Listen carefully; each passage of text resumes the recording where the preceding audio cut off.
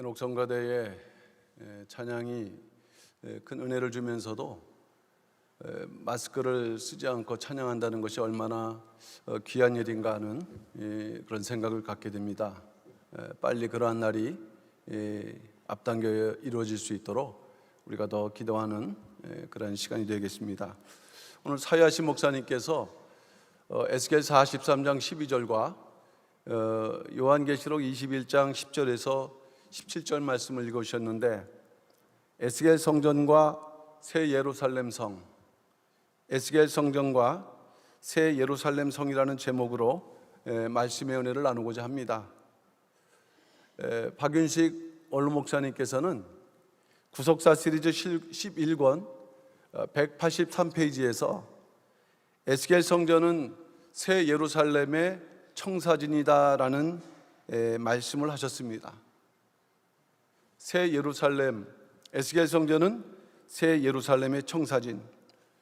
일반적으로는 에스겔 성전에 주목하는 것이 어렵고, 더 나아가서 에스겔 성전과 새 예루살렘 성을 연관지어서 마지막 때 구속경륜을 말씀한다는 것이 참으로 얼마나 어려운 일인데, 이런 말씀을 간략하게 요약하면서 우리에게 말씀을 전하고 있다는 것은 참으로 놀라운 말씀이 아닌가 생각을 해봤습니다.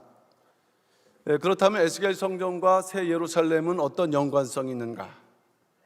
첫 번째 대지로 에스겔 성전과 예루살렘 성의 동일한 점, 같은 점입니다. 같은 점은 무엇인가? 작은 첫 번째로 거룩한 장소, 그 두 건물이 지어진 그 장소가 거룩하다는 면에서 동일하다는 것입니다. 에스겔 43장 12절 오늘 본문의 말씀이죠. 전의 법은 이러하니라, 산 꼭대기 지점의 주인은 지극히 거룩하리라. 전의 법은 이러하니라 말씀을 하고 있습니다. 에스겔 성전은 바로 이러한 산 꼭대기 지점에 건축될 것임을 증거를 하고 있습니다. 에스겔 40장 2절 말씀 보게 되면은 이 산 꼭대기 지점을 극히 높은 산이라고 표현하고 있는데, 극히 높은 산은 성경에서 단 한 산, 시온산을 가리키는 표현입니다. 이사야서 33장 5절 말씀을 보면 여호와께서는 지존하시니 이는 높은 데 거하시며 공평과 의로 시온에 충만케 하심이라 말씀하는데, 이 높은 데 바로 그것이 시온산이라고 이사야서 33장 5절은 말씀하고 있는 것입니다. 실제로 시온산은 800m가 조금 넘는 그리 높은 산이 아니지만 높으신 하나님께서 임재하신 산이기 때문에 지극히 높은 산이 되는 것입니다. 그래서 시온산에서는 마지막 구원이 완성되는 산입니다. 요한계시록 14장 1절이 말씀을 하고 있죠. 또 내가 보니 보라, 어린 양이 시온산에 섰고 그와 함께 14만 4천이 섰는데, 결국 산 꼭대기라는 의미는 하나님의 임재의 장소로서 거룩한 장소라는 말씀입니다. 말씀드렸던 에스겔 43장 12절, 지극히 거룩하니라 라고 말씀을 하고 있습니다. 하나님께서는 거룩하신 분이므로 하나님께서 임재하신 장소가 거룩한 장소이며, 성경은 그 거룩한 장소를 산 꼭대기로 표현하고 있습니다. 산 꼭대기. 에스겔 성전이 산 꼭대기에 세워진 것처럼 오늘 새 예루살렘 성도 크고 높은 산에 세워진다라고 말씀을 하고 있어요. 크고 높은 산에 세워진 거룩한 성이라고 말씀을 하고 있습니다. 요한계시록 21장 10절 말씀이죠. 성령이 나를 데리고 크고 높은 산으로 올라가 하나님께로부터 하늘에서 내려오는 거룩한 성 예루살렘을 보이니, 여기 보니까 동일하게 표현은 약간 다르지만 크고 높은 산, 거룩한 성. 새 예루살렘 성은 높을 뿐만 아니라 크다고 표현함으로 인해서 새 예루살렘 성은 에스겔 성전보다 더 확장된 장소라는 것을 말씀을 하고 있습니다.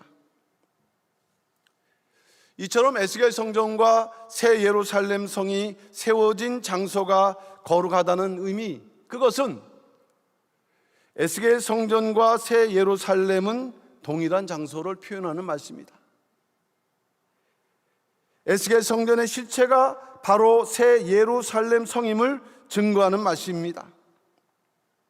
오늘날 우리는 이 에스겔 성전의 구석 종론을 공부하고 있는데, 이 에스겔 성전의 계시를 더욱 올바로 깨닫기 위해서 새 예루살렘 성과의 연관성을 가지고도 살펴봐야 하는 것입니다.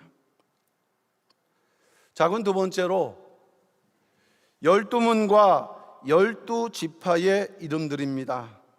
12문과 12지파의 이름들, 이것이 에스겔 성전과 새 예루살렘 성이 같다는 말씀이죠. 오늘 본문 에스겔 요한계시록 21장 12절 말씀을 다시 한번 읽어보면, 크고 높은 성곽이 있고 12문이 있는데 문에 12천사가 있고 그 문들이의 이름을 썼으니 이스라엘 12자손 지파의 이름들이라 라고 말씀했어요.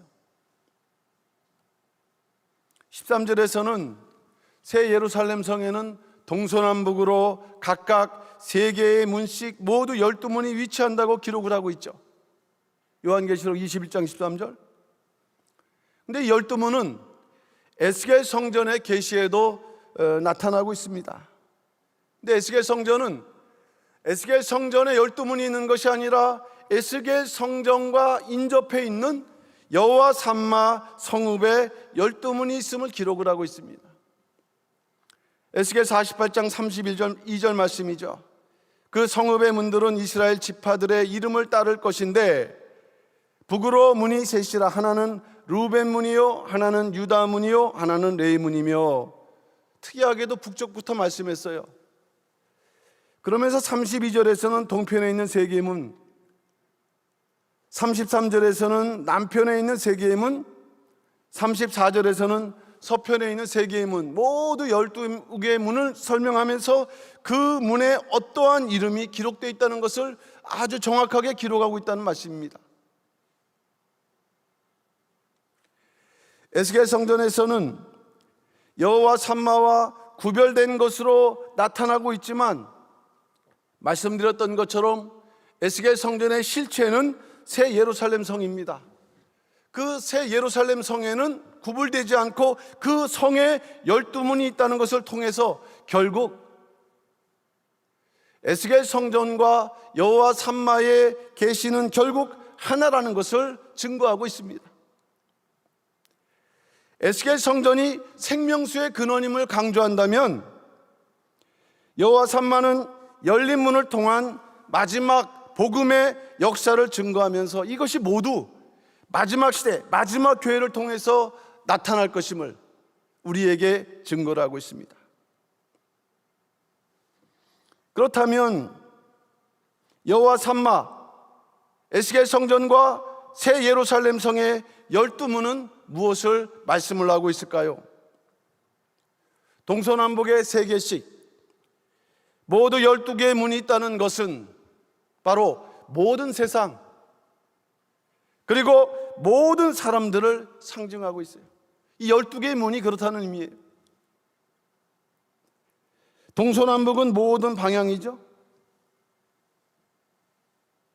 또 12이라고 할 때 이스라엘을 기준으로 하게 되면 한 지파도 빠짐없이 모든 민족, 모든 지파를 의미하는 것입니다. 아시는 대로 여러분들이 모리아 성전에 들어오기 위해서 정문이나 연문으로 들어와야 되는데, 성문은 사람들이 드나드는 곳으로서 들어오기도 하고 나가기도 하는 통로입니다. 그런 문이 에스겔 성전이나 새 예루살렘 성에는 12개씩이나 문이 있어요. 구속사적으로 성문은 대단히 중요하죠. 예수 그리스도를 증거하면서도 성문은 하나님의 말씀과 권능이 온 세상을 향해 퍼져나가는 출발점이고, 또 그 말씀과 권능을 받은 온 세상의 사람들이 들어오는 마지막 통로로서 교회와 교회를 통한 말씀 운동을 상징을 하고 있습니다. 에스겔 성전처럼 새 예루살렘 성에도 12문이 있다고 말씀했는데, 이것 역시도 새 예루살렘 성도, 이 세상의 모든 그런 사람들을 향해서 문을 열어놓고 있고 모든 사람들이 들어올 수 있다는 것을 말씀을 하고 있습니다. 요한계시록 21장 24절 말씀이죠. 만국이 그 빛 가운데로 다니고 땅의 왕들이 자기 영광을 가지고 그리로 들어오리라 그랬어요. 만국이 들어온다 그랬어요. 일부 나라, 일부 민족의 사람들만 들어올 수 있는 것이 아니에요. 마지막 때 구원은 만국, 우리가 말씀하는 열방, 요한계시록 표현에는 땅의 왕들이, 땅에 살지만 하나님께서 왕으로 인정하신 그 사람들이 새 예루살렘의 12문을 향해서 새 예루살렘으로 들어올 수 있다는 말씀입니다. 그러나 그 중에서 다 들어오는 것이 아니고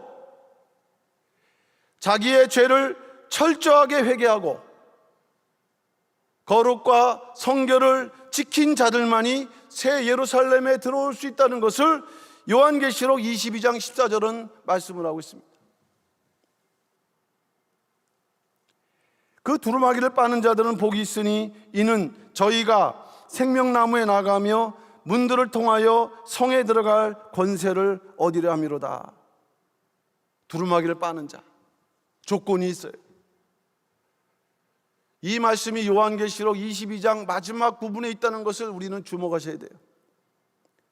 하나님께서 마지막으로 우리에게 경고하시자 권고하시는 말씀이에요.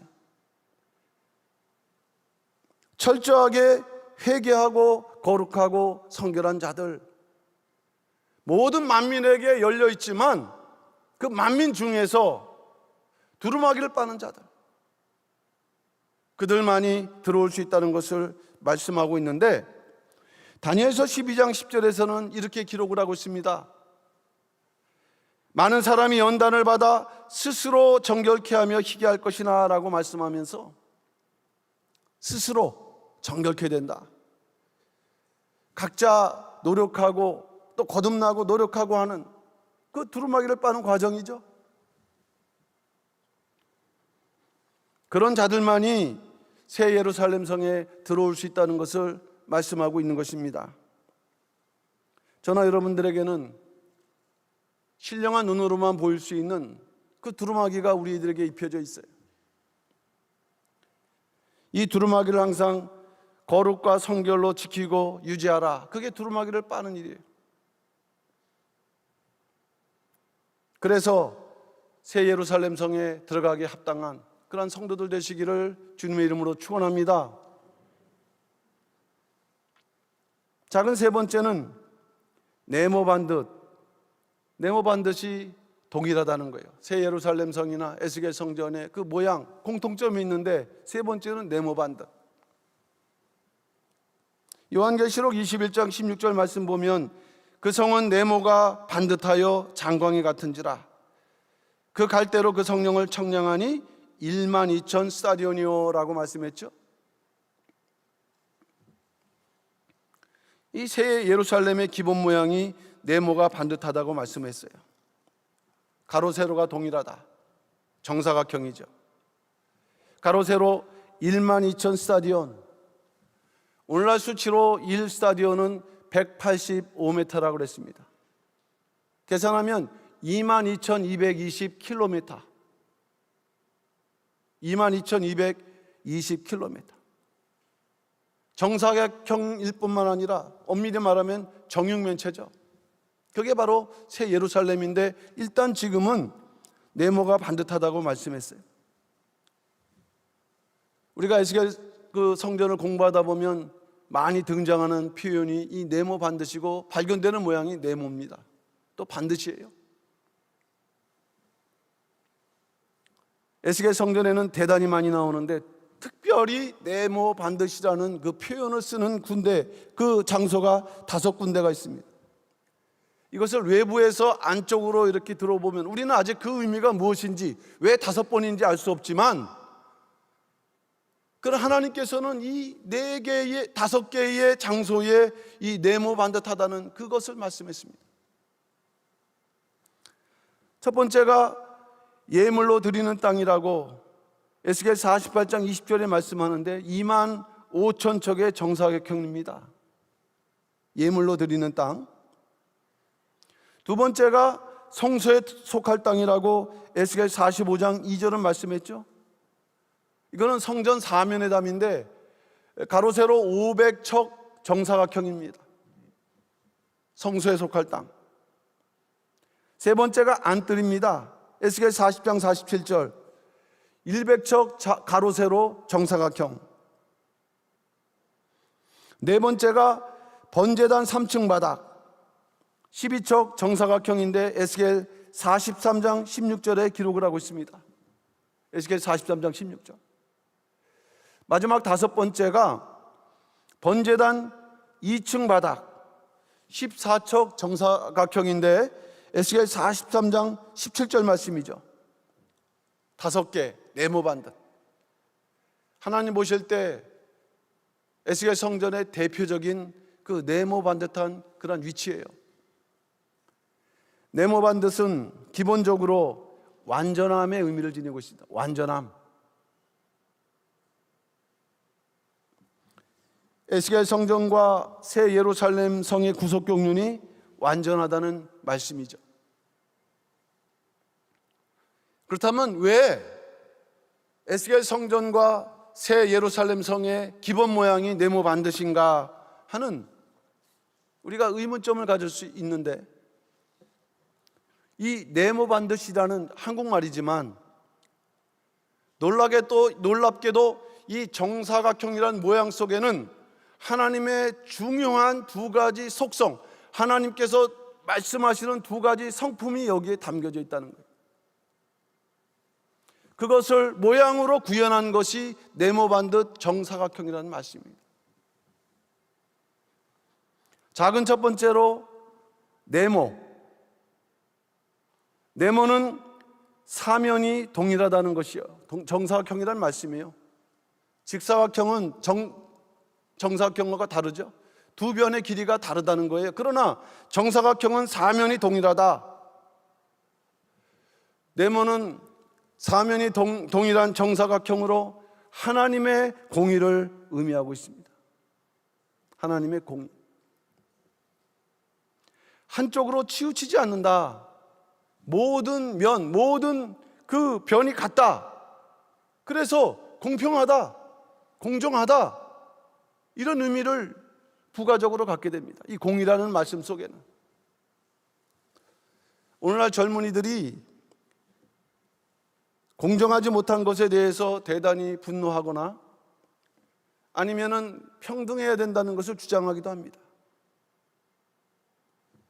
이러한 면에서 이 공정이나 공평이라는 의미를 세상적인 개념에서 본다면 이렇게 정의할 수 있는데, 모든 것이 동일해야 된다, 또는 모든 것이 평등해야 된다, 이렇게 이런 의미로 우리가 받아들일 수가 있어요.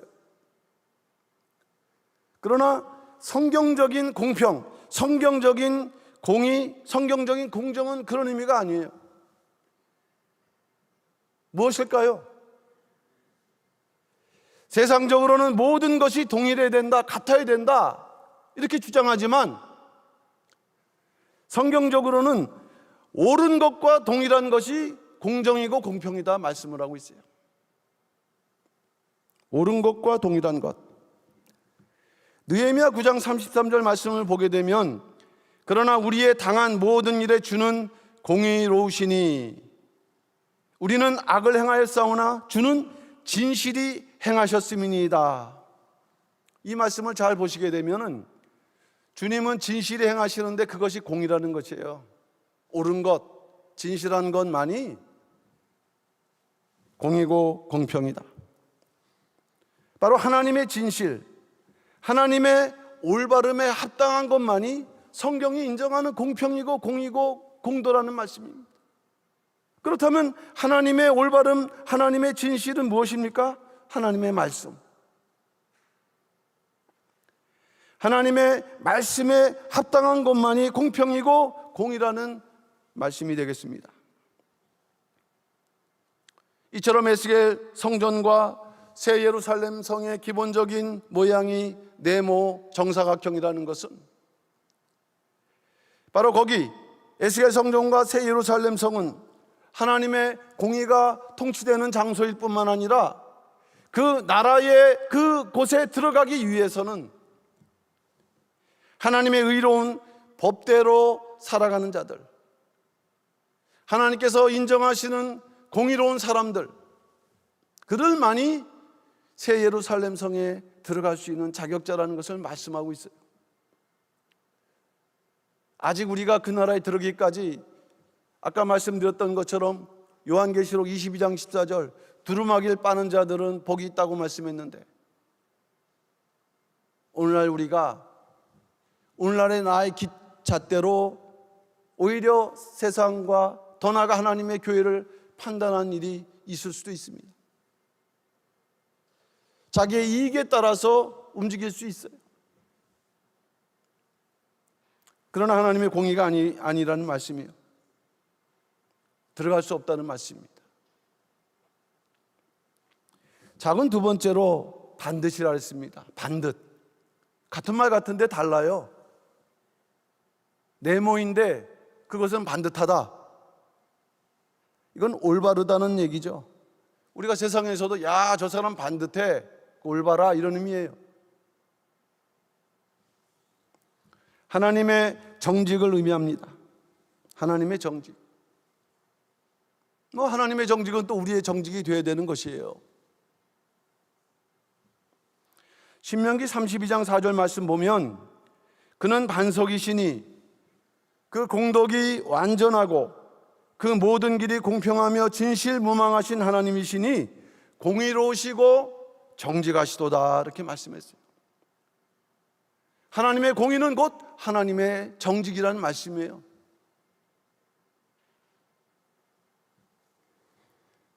올바르다, 의롭다는 말씀이죠.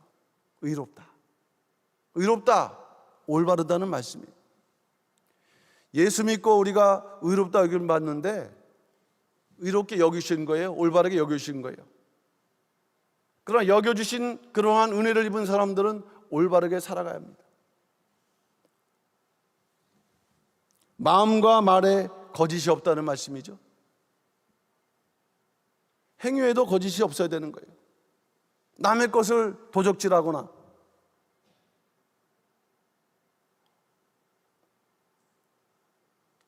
공의와 정직의 관계를 볼 때 공의가 내지 않은 면을 갖는다면 정직은 그것이 드러나는 모습이에요. 하나님의 공의가 인간 삶에서 드러나는 속성이 정직입니다. 그래서 하나님은 정직한 자를 대단히 사랑하시고 하나님의 정직을 소유한 자만이 하나님의 성산에 설 수 있게 하신다고 시편 15편 1절 2절은 말씀을 하고 있습니다. 시편 15편 1절 2절. 여호와여, 주의 장막에 유할 자 누구오며 주의 성산에 거할 자 누구오니까?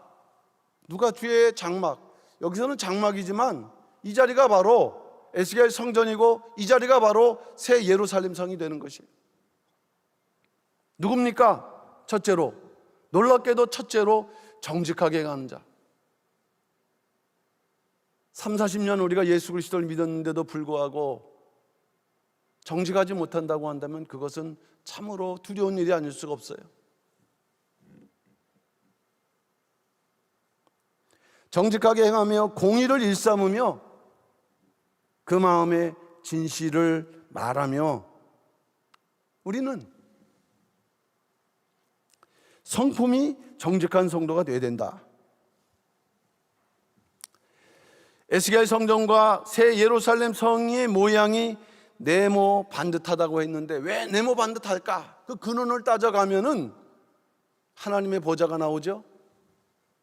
근데 이 하나님의 보좌의 기초가 의와 공도라 그랬어요.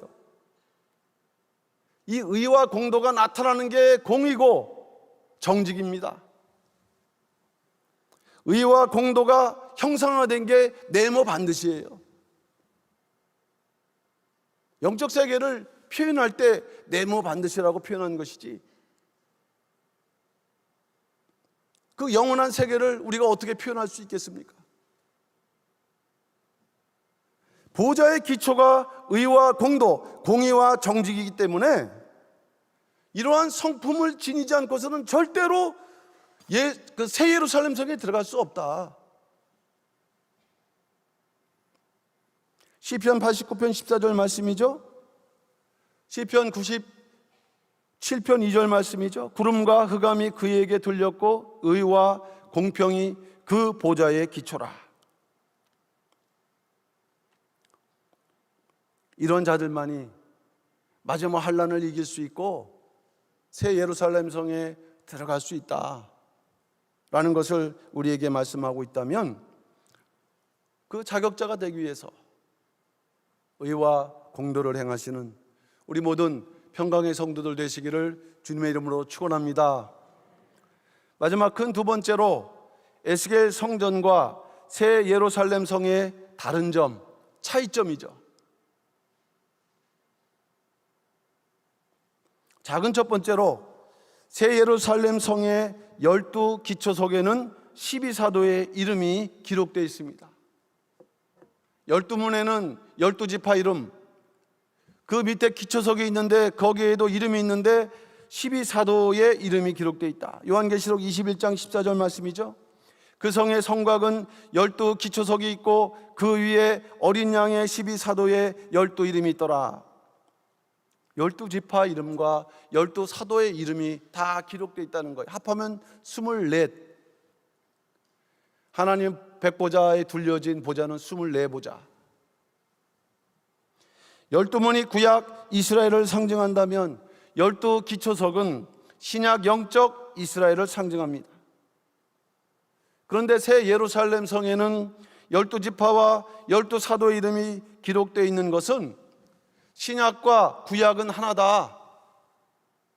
예수 그리스도의 모든 교회는 하나의 영속성을 지닌다는 의미예요. 오늘날 유대인들은 구약만 믿죠.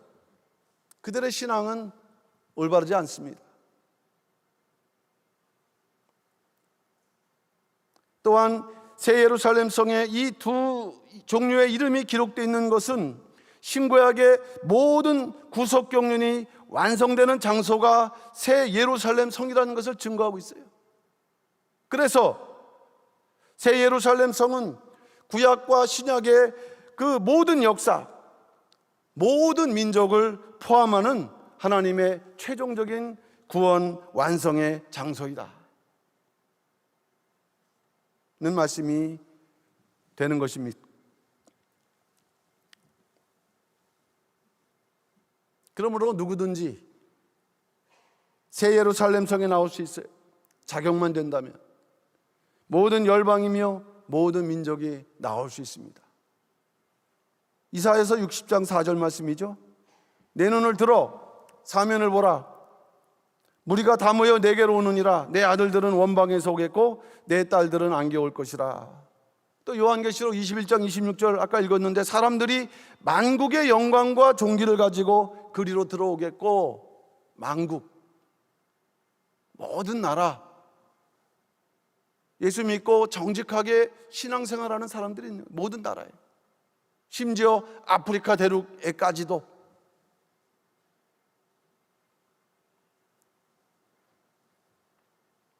그러므로 하나님의 언약을 먼저 받은 백성들, 마찬가지죠.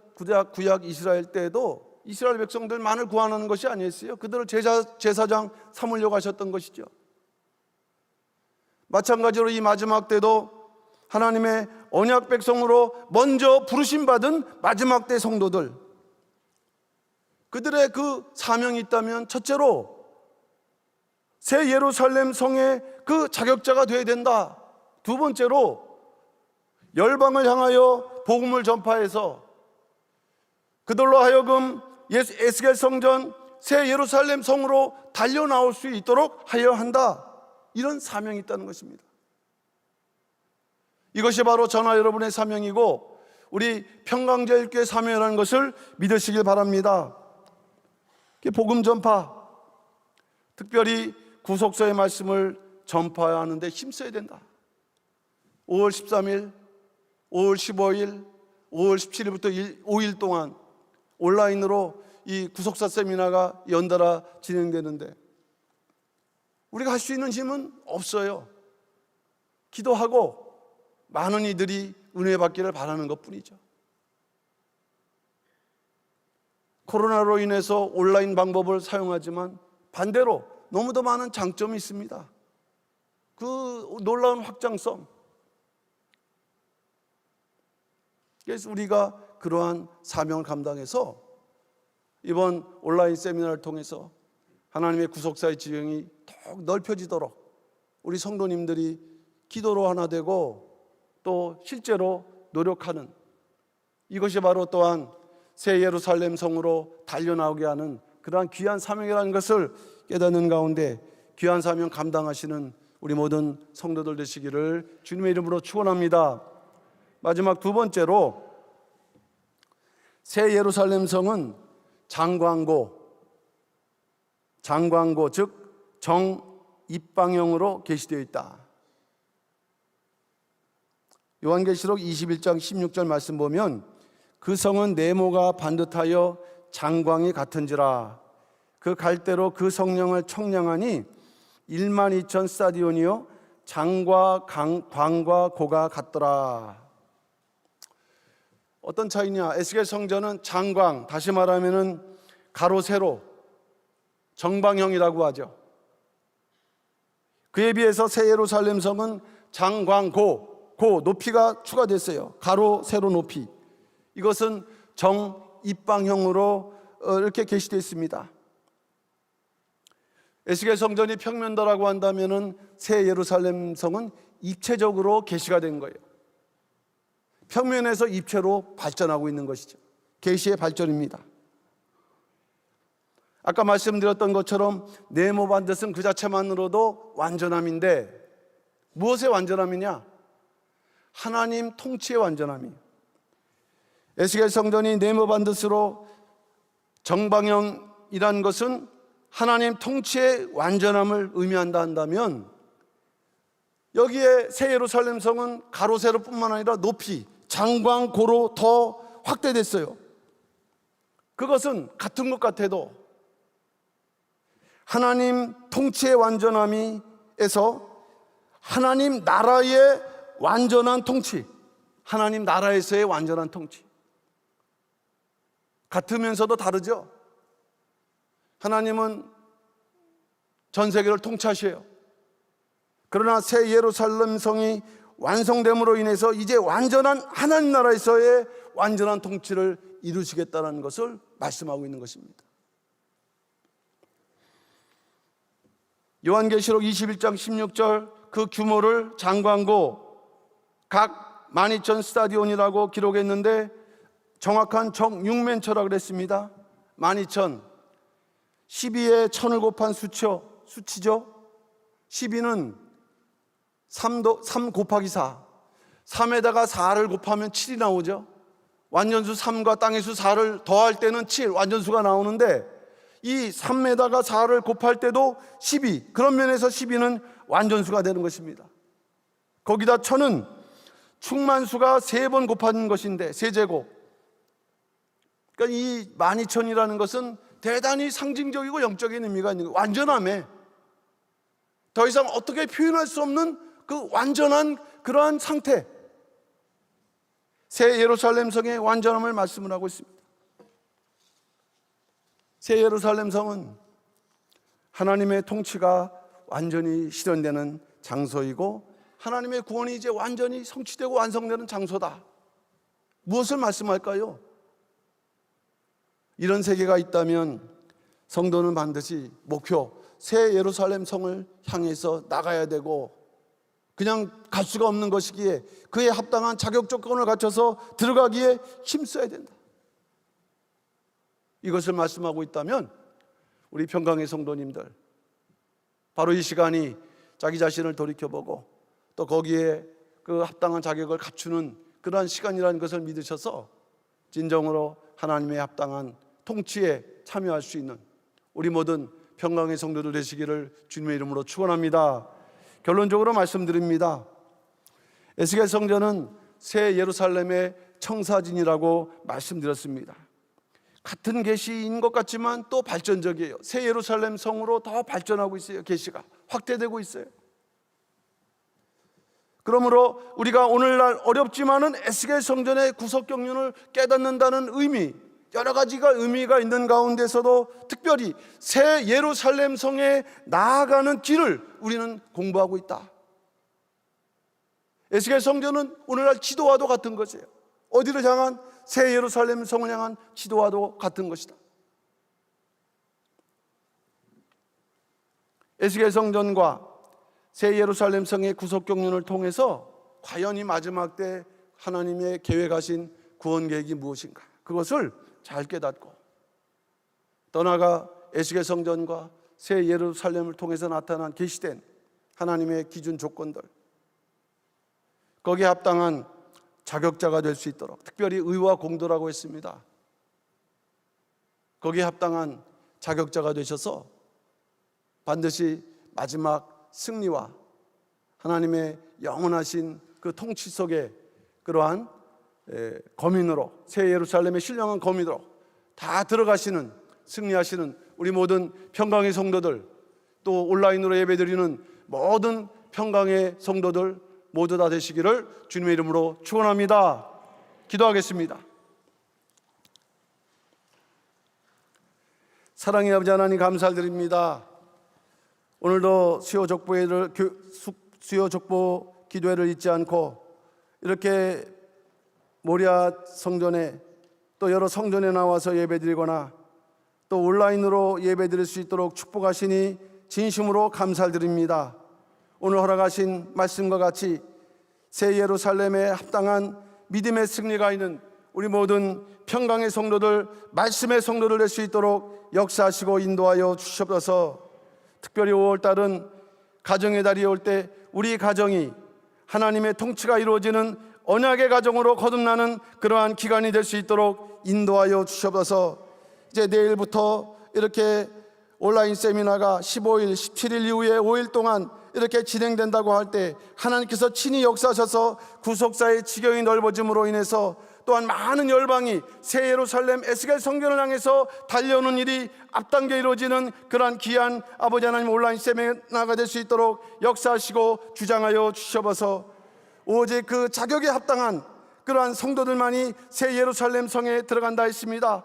그 문은 활짝 누구에게도 향해 있고 열려 있다고 하지만은 아무나 들어갈 수 없다 했사옵나니 철저하게 자신을 아버지 하나님 회개하고 또한 의와 공도에 합당한 믿음으로 남은 생애를 또한 이렇게 준비하여서 진정한 새 예루살렘 성에 들어가기에 넉넉한 믿음의 승리가 있는 우리 모든 평강의 성도를 다 될 수 있도록 역사하시고 인도하여 주셔서 모든 것을 믿고 맡겨드리면서 사랑 많으신 예수님 이름 받들어 감사 기도 올려옵나이다.